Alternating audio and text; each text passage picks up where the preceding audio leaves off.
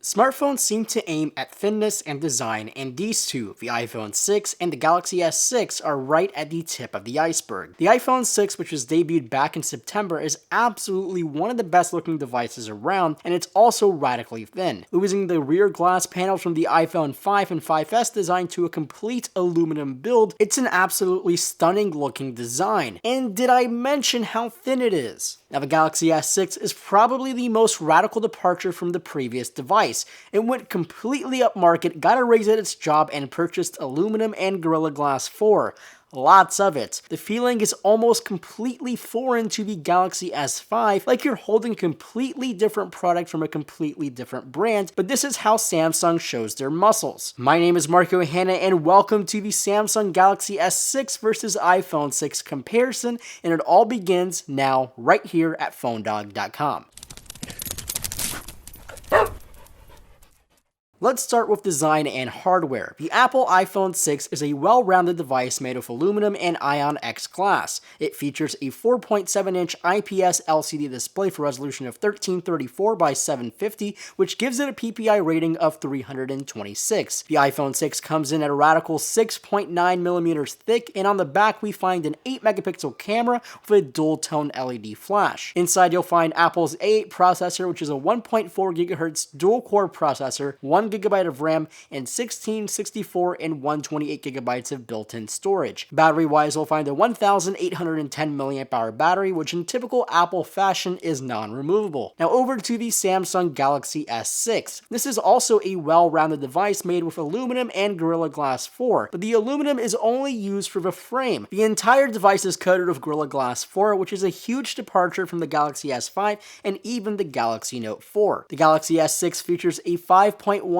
Super AMOLED display for resolution of 2560 by 1440, which gives it a PPI rating of 577. The S6 comes in at even a more thin 6.8mm, and on the back we find a 16-megapixel camera with optical image stabilization and an LED flash. Inside you'll find Samsung's own Exynos 7420 unit featuring a quad-core 1.5 GHz chip joint to a quad-core 2.1 GHz chip. In total, we have an octa-core configuration.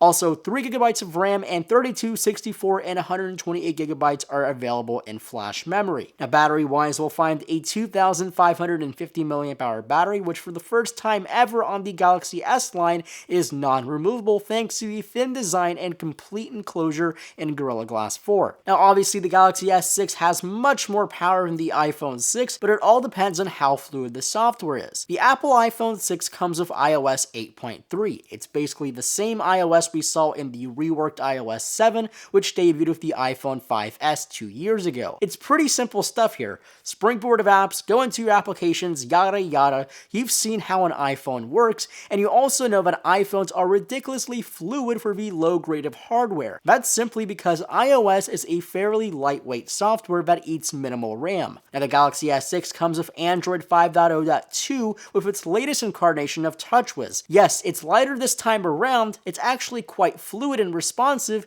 and I may actually not hate TouchWiz for the first time ever. But that doesn't mean I like this. Overall, TouchWiz still eats up too much RAM for my liking, and I could start seeing the performance start to dwindle in a couple months. But it hasn't yet. What I am liking is the push towards a design that Google could be proud of. I'm seeing more things that remind me of material design of Android Lollipop, and I'm also seeing the amount of bloatware being reduced and the settings are getting more and more refined with each iteration of TouchWiz, though the information page provided by Flipboard still lags, and it's a shame. Overall, I'm pretty impressed by how the Galaxy S6 is completely fluid at all times, except those rough spots here and there. Now, one last thing to mention is the battery life. Now, the iPhone 6 has okay battery life. When I use mine, I typically see 4 hours of screen on time, which is pretty darn good for me. For the Galaxy S6, it's not been that great. However, this is a T-Mobile variant, and there has been some talk over cell standby time, so this may be the reason why I'm experiencing bad battery life, but I'll definitely report back to you in my full review. But for once, I can look at these two devices and say both of them are competing for the same target audience, and when you compare the aesthetics, we already know the iPhone 6 is a great looking device, but the S6 is now as beautiful